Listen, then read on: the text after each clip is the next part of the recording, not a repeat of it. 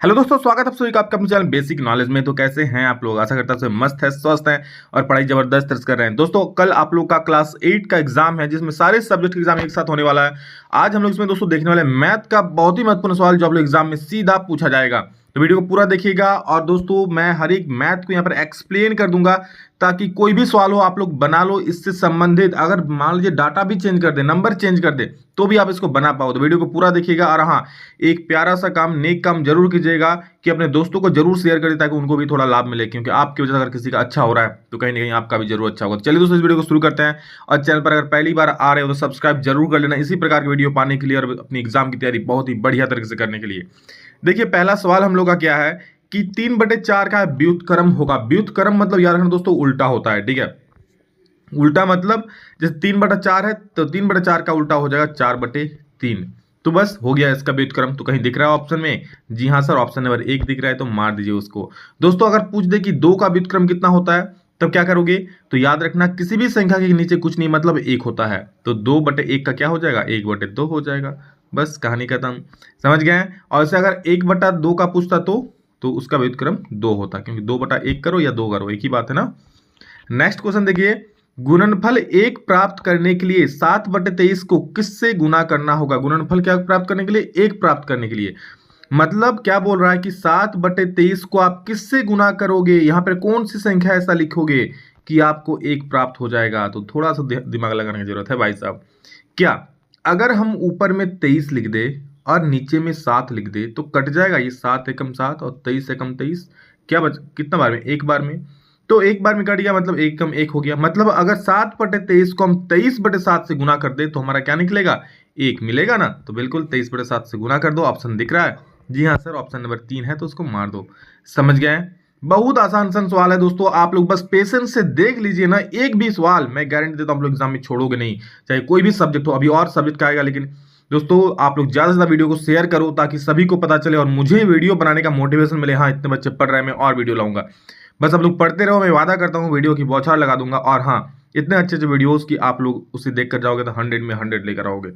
देखिए क्या है, 8100 का वर्गमूल क्या है? 81 का वर्गमूल आप लोग को निकालने आता है, बस इसको आप लोग निकालना नहीं है। ऐसे वर्गमूल मतलब क्या? 81 जीरो, इसका वर्गमूल निकालने बोला है ना। अभी 2 को जीरो है तो इसको भूल जाओ। अभी 81 है ना, आप लोग सभी जानते हैं 81 का वर्गमूल कितना होता है। तो 9 नाम 81 होता है ना। 9 को जब 9 से गुना करें मतलब 81 का वर्गमूल 9 हो गया।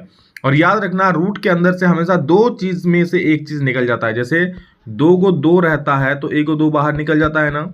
कुछ भी रूट के अंदर में 2 को में से 1 को निकलता है, तो यहाँ पे 2 को 0 है तो 1 को 0 निकल जाएगा। मतलब इसका वर्गमूल कितना हो जाएगा भाई साहब? 90 हो जाएगा। तो ऑप्शन नंबर 3 को मार दीजिए और आगे बढ़ जाइए। देखिए 44 नंबर सवाल क्या बोल रहा है, निम्न में से किस संख्या के वर्ग का इकाई अंक 1 होगा? मतलब वर्ग मतलब क्या? जिसको आप स्क्वायर करोगे तो स्क्वायर करने पर किसका इकाई का अंक 1 होगा? तो 10 का स्क्वायर क्या होता है? तो सर 100 होता है। इकाई मतलब ये वाला अंक 1 है क्या? नहीं सर, मतलब ये नहीं होगा। 11 का स्क्वायर कर दो, 11 का वर्ग करोगे मतलब 11 का स्क्वायर ऐसा, तो 11 का स्क्वायर 121 हो जाएगा। वो इकाई में मिल रहा है एक, जी हाँ सर, इकाई में तो एक ही मिल रहा है, तो 121 11 होगा क्या? बिल्कुल आंसर हो गया आपका, 2 नंबर मार दो। आगे देखो सवाल 64 का घनमूल है। घनमूल निकालने के लिए आप यूज करो ऐसा, लघुत्तम आता है ना, बस लघुत्तम आता है तो आप लोग घनमूल भी निकालोगे और कुछ नहीं। 64 मैंने लिख दिया। अरे रुको, यहाँ पर ही दिक्कत कर रहा है। चलो 64 मैंने यहाँ पर लिख दिया, 1 मिनट। ठीक है 64, इसको पहले क्या करोगे? 2 से दोगे, 2 से जाएगा 2 तिया 6, 2 दूनी 4, फिर जाएगा 2 से। जी हाँ सर, 2 एकम 2, सर 3 तो है तो 2 एकम 2 हुआ, तो 3 में कितना बचा? 1 बचा ना। 1 और यहाँ पर 2 है तो 12 हो जाएगा, 2 छोक 12। फिर 2 से दीजिए 2 आठे 16, फिर 2 से दीजिए 2 चारे 8, फिर 2 से दे दीजिए 2 दूनी 4। समझ गए क्या हुआ? 2 गुना 2 गुना 2 गुना 2 गुना 2 गुना 2 के को 2 हुआ, गिनने दो। यहाँ पर 1 2 3 4 5 6। आपको पता होना चाहिए दोस्तों, घनमूल में जैसे वर्गमूल में क्या बताया मैंने कि वर्गमूल में से 2 गो में 1 गो निकल जाता है। जैसे 2 3 गुना 3 है, 2 गो है तो 1 गो बाहर निकल जाएगा। उसी प्रकार घनमूल में क्या होता है कि 3 गो में 1 गो निकलता है। कैसे सर? तो देखो, जैसे मान लीजिए यहाँ पर 3 गो 2 है, ठीक है, तब आपका 1 गो 2 निकलेगा। मान लिया 3 गो 3 है, तब आपका 1 गो 3 बाहर निकलेगा। इस प्रकार तो यहाँ पर 3 गो में 3 गो 2 में 1 गो 2 निकल जाएगा, और इस 3 गो 2 में 1 गो 2 निकल जाएगा, मतलब 2 दूनी 4। तो इसका घनमूल कितना होगा 64 का? 4 हो जाएगा, जो कि ऑप्शन नंबर 3 हो जाएगा। ऐसे ही आप देख लो, 4 गुने 4 गुने 4 3 बार गुना करने पर ये संख्या आना चाहिए। 4 चौक 16, 16 4 64। समझ गए मेरी बात। आगे बढ़ेंगे दोस्तों। 108 को किस सबसे छोटी संख्या से गुना करें कि वो पूर्ण घन संख्या बन जाएगा। तो इस प्रकार का संख्या आप लोग एग्जाम में क्वेश्चन रहेगा, और इसको करोगे कैसे। देखो 108 को किस सबसे छोटी संख्या से गुना करेगी वो पूर्ण घन बन जाएगा। आप लोग फटाक से मार दोगे सर एक सबसे छोटी संख्या गुना कर दिया आंसर आ जाएगा। रुक जाओ, थोड़ा गलत हो सकता है इसमें। आपको इसको कैसे करना है, 108 को पहले ऐसे लिख देना है, क्योंकि ध्यान दीजिए यहाँ बोला है क्या, पूर्ण घन बनना चाहिए। घन बनना चाहिए तो हम लोग इसका पहले निकाल लेते हैं, घनमूल निकालेंगे। ठीक है, तो देखिए 2 से जाएगा, 2 पच्चे 10 और 2 चौरे 8, फिर 2 से 2 दूनी 4 और 2 सत्ते 14। अब जाएगा 3 से, 3 नम 27 और 3 त्रिखा 9 हो गया। देखिए यहाँ पर घनमूल में 3 को में 1 निकलता है ना, तो यहाँ पर 3 को 3 तो मिल गया, मतलब ये 3 को मिल गया। ये बेचारा 2 जो है ये सिर्फ 2 ही को रहा है, मतलब और एक को 2 अगर मिल जाता, मतलब और एक को 2 से अगर हम यहाँ गुना हो जाता तो ये पूर्ण घन बन जाता। क्यों, क्योंकि हमेशा आपको पता है घनमूल में 3 को चीज 3 को अगर ये होता है कॉम्बिनेशन होता है, ये तो 3 को मिल गया, ये तो 3 को में 1 निकल जाएगा। लेकिन यहाँ पर 2 गो हो गया बेचारा, इसको और एक को 2 मिल जाता तो हो जाता। मतलब क्या, इसको अगर हम और 2 से गुना कर देते तो हो जाता। तो 108 को अगर हम 2 से गुना कर देंगे तो पूर्ण घन बन जाएगा। तो ऑप्शन नंबर 3 आपका सही उत्तर हो जाएगा। समझ गए। आगे देखो, -7 के पावर -5 में -5 क्या कहलाता है। तो यहाँ देखो, कोई भी संख्या की जो माथा में रहता है ना उसको पावर बोलता है। बोला है ना कि अपने पावर चढ़ा के रखोगे, क्या पावर है तुम में बहुत, तो जो माथा में होता है, -7 के पावर माथा में क्या है -5, तो इसका पावर होता है, जिसको हम लोग हिंदी में बोलते हैं घातांक। क्या बोलते हैं, घातांक, जो कि ऑप्शन नंबर 1 में बिल्कुल साफ साफ लिखा हुआ है घातांक। समझ गए। नेक्स्ट क्वेश्चन, a का मान दे दिया है a, b का मान दे दिया है 2, तो a के पावर में b प्लस b के पावर में a का मान क्या हो। इतना आसान सवाल है। देखो बस a और b का वैल्यू दिया, आप देख देख के पुट कर दो। क्या लिखा है, किसका वैल्यू निकलना है, a के पावर में b और b के पावर में a का ना। हमको वैल्यू निकालना है a के पावर में b प्लस b के पावर में a का। बस देख देख के वैल्यू लिखो। a का वैल्यू कितना है 1, लिख दिया। उसके पावर में क्या है b का वैल्यू कितना है 2, लिख दिया। हो गया कहानी खत्म। आगे देखो, प्लस b का वैल्यू कितना है 2 और उसके पावर में a का वैल्यू कितना है 1, तो लिख दिया। अब 1 का स्क्वायर करोगे तो 1 ही मिलेगा, 2 के पावर में 1 है तो क्या 2 ही मिलेगा ना। तो 1 और 2 कितना हो जाएगा, तो मेरे दोस्त 3 हो जाएगा, जो कि आपका साफ सुथरा ऑप्शन नंबर 2 में साफ साफ लिख दिया है 3। तो आप लोग भी टिक करके जल्दी से आगे बढ़ो। और नेक्स्ट क्वेश्चन 49 नंबर देखो, 49 नंबर की किसी भी संख्या के पावर में यानी कि घातांक अगर 0 हो तो क्या होगा, वो संख्या 1 हो जाएगा। x के पावर में 0 मतलब 1। अब x आपका दुनिया का कोई भी संख्या हो सकता है, कुछ भी, 1 to infinity, मतलब इसका कोई अंत नहीं। आप 1 लो, 2 लो, 3 लो, 1000 लो, 10,000 लो, 5000 लो, उसके भी पावर में अगर 0 कर दोगे ना तो भैया x का वैल्यू 1 मिल जाएगा। किसी भी संख्या के पावर में अगर 0 होता है तो उसका वैल्यू 1 होता है, तो इसका वैल्यू कितना हो जाएगा, 999 के पावर में 0 है तो 1 हो जाएगा। समझ गया, बिल्कुल आसान है। कोई भी अगर दूसरा भी सवाल मान लीजिए लिख दिया 800 के पावर में 0 तो इसका भी वैल्यू 1। मान लीजिए लिख दिया 1000 के पावर में 0 तो इसका भी वैल्यू 1। बस नेक्स्ट क्वेश्चन है 10 × 0 + 0 का सामान्य रूप है। तो इस सामान्य रूप क्या है, आप अगर 10 को 0 से गुना करोगे तो 0 हो जाएगा, 0 से जोड़ दोगे तो 0 ही हो जाएगा ना। ऑप्शन नंबर 4 बिल्कुल सही हो जाएगा। 51 नंबर देखो, 39 का व्यापक रूप है। तो व्यापक रूप मतलब क्या, देखो ध्यान से देखना, व्यापक रूप 9 है और 30, अच्छा 3 है। 3 को हम 10 से गुना करेंगे, 3 10 से 30, क्योंकि ये देखिए इकाई है, ये है दहाई। 3 जो क्या है दहाई, मतलब 3 को 10 के साथ गुना करेंगे। अब प्लस 9 इकाई में है तो अकेला रहेगा, 1 से गुना होगा तो 1 ही अकेला रहेगा ना। तो ये हम लोग का इसका व्यापक रूप है। 3 × 10 + 9 कहीं दिख रहा है, 3 × 10 + 9, 3 × 10 + 9 ये दिख रहा है। देखिए 3 × 10 + 9, 3 × 10 बोलो या 10 × 3 बोलो, बात तो एक ही है ना। तो ऑप्शन नंबर 3 आपका सही हो जाएगा।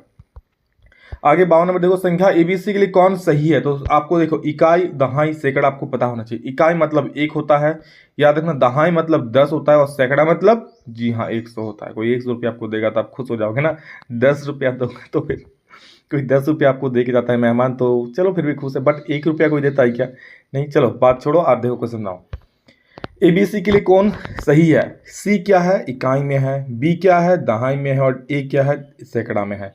मतलब सी आपका अकेला रहेगा, ठीक है, चलिए इससे बनाते हैं इसको। सबसे पहले ए से, ए क्या है, सैकड़ा में है, मतलब ये 100 के साथ में रहेगा, प्लस फिर बी क्या है, बी आपका दहाई में है, मतलब ये 10 के साथ रहेगा, 10 से गुना हो जाएगा। और सी आपका से इकाई में है, वो तो अकेला रहेगा, 1 से गुना होगा तो ये करना, तो 100 प्लस 10 बी प्लस सी इस रूप में हो जाएगा। तो ऑप्शन नंबर 4 देखिए उस रूप में है, उसको मार दीजिए। कुछ भी सवाल पूछ सकता है, इसे आप बना लेना, ठीक है। एक पदी व्यंजक है, एक पदी मतलब जिसमें सिर्फ और सिर्फ एक पद होगा, जो कि ऑप्शन नंबर 2 में दिख रहा है, एक ही पद दिख रहा है ना। इसमें देखिए प्लस जहां लग गया वो 2 पद हो जाएगा, यहाँ भी प्लस में है या माइनस में है या 2 गो है, प्लस ए प्लस में 2 गो, मतलब ये सभी द्विपदी है, ये सिर्फ एक पदी है क्योंकि एक ही पद है, प्लस माइनस आगे में कुछ नहीं है। अब नेक्स्ट क्वेश्चन है 15m माइनस 5m स्क्वायर एवं 6m स्क्वायर माइनस 13m का योगफल क्या हो। दोनों को जोड़ना है, तो देखो क्या करोगे, जोड़ दोगे, बस यहाँ पर जोड़ का चिन्ह लगा देना। 15m और माइनस 13, मतलब 15m में 13m जाएगा, कितना बचेगा, तो 2m बचेगा।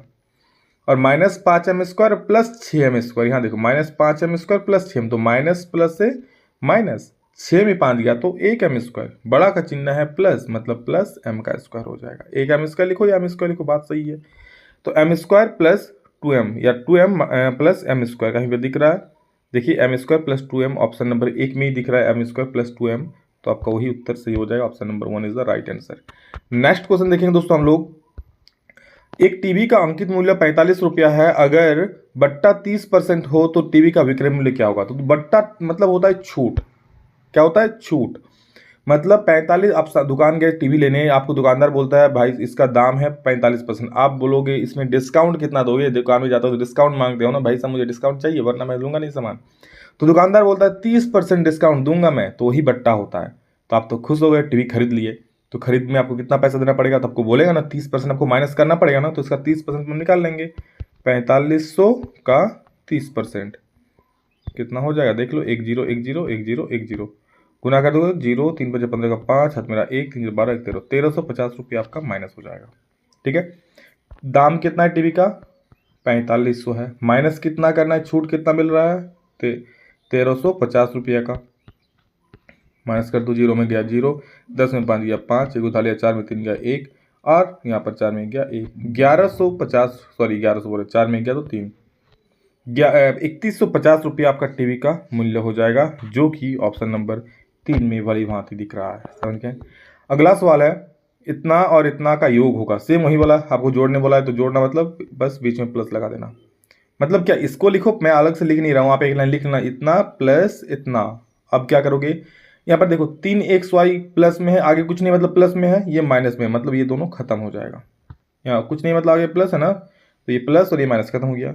अब देखो ये 2x है प्लस में और ये 4x भी प्लस में, मतलब 2x और 4x कितना हो जाएगा, 6x हो जाएगा, 2 4 6x, यहाँ प्लस 3 है और प्लस 4 है, तो 3 और 4 7 हो जाएगा, मतलब 6x प्लस 7 हो जाएगा, जो कि ऑप्शन नंबर 1 हो जाएगा। और आगे बढ़ेंगे दोस्तों हम लोग, फिर से योगफल निकालने बोलेगा, तो बोला है तो आप लोग फिर से योगफल निकाल लो, x और प्लस 2x मतलब कितना x हो जाएगा, 3x हो जाएगा, और 12 में 3 गया तो हो जाएगा 9, तो 3x plus 9 is the right answer, कहीं दिख रहा है, ऑप्शन नंबर 2।